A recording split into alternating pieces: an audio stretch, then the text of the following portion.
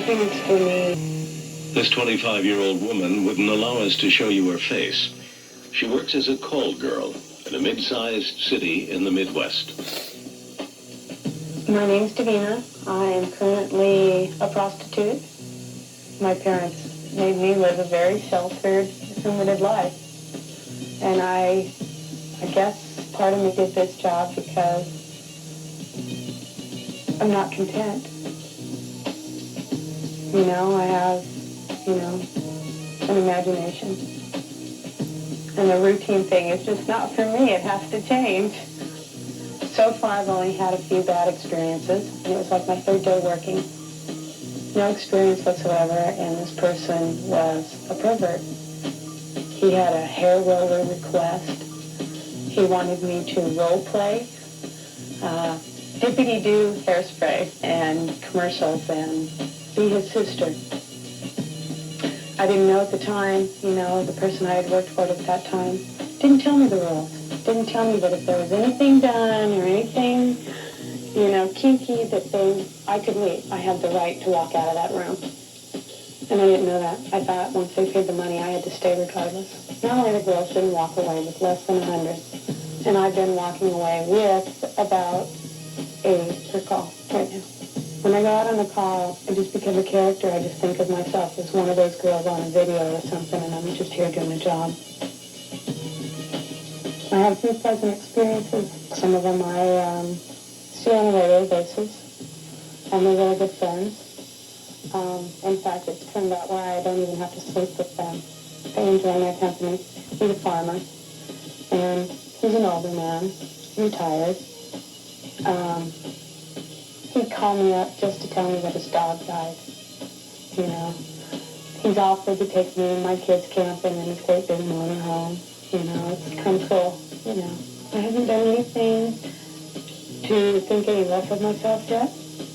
In fact, I have to be honest and say I've enjoyed it.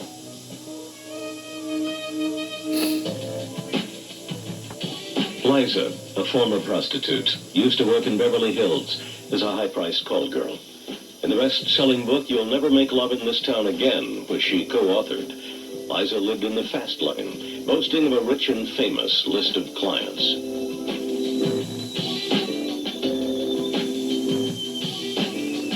One of my best experiences call girling was Adnan Khashoggi.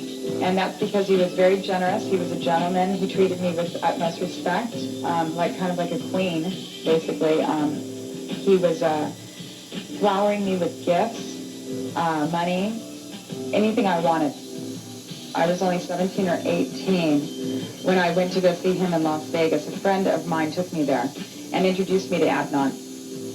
This time I didn't even know about prostitution. I didn't know anything about, Alex or Madams or anything.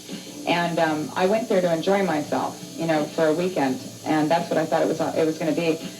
When I entered his room, after he had already given me the money, of course I turned it down because I thought I'm not a prostitute. And then all of a sudden I'm like, $10,000. Maybe I am. And I figured, you have sex with people for nothing, or you go and get drunk one night and you don't remember even what you just did and your reputation's ruined anyways, why not? The average working girl would get paid from $500 to $40,000 depending on what is asked of her. The reason why the call girls are paid so much is for confidentiality, also for how attractive she is to what they're asking for, sexually, physically, mentally. They could ask for, things that are very unusual sexually, and the girl would have to perform these acts, be willing, and also know how. When I'd have sex, I would perform. I would disassociate myself completely, and I think a lot of girls did. Once I was in that room, I was another person. A lot of girls that I know do the same thing. They think of the money. My girlfriend it made me laugh because she'd think of dollar signs. Some people count to 10, some people count sheep. She counts dollar signs. I really believe that men that hire prostitutes, no matter how rich they are or poor they are, it's because they want some kind of, they want to talk. They want someone who will listen to them. They want this fantasy lovemaking, where the woman can go out to dinner with them. She'd be dressed beautifully. She'd act with class. And she's gorgeous, or they want to be with someone like that. And then they can go home and she can be the whore in bed that they've always dreamed of. And then afterwards, she leaves. She doesn't ask questions. She doesn't ask for a phone number. She says, thank you, and leaves. It's a control issue for some women. They feel they're in control. They don't have to fall in love. They don't have to feel emotional. They don't have to feel.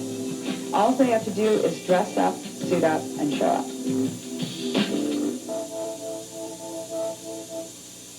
When we come back, young girls who have little or no control over their own lives. They are the teens of Thailand.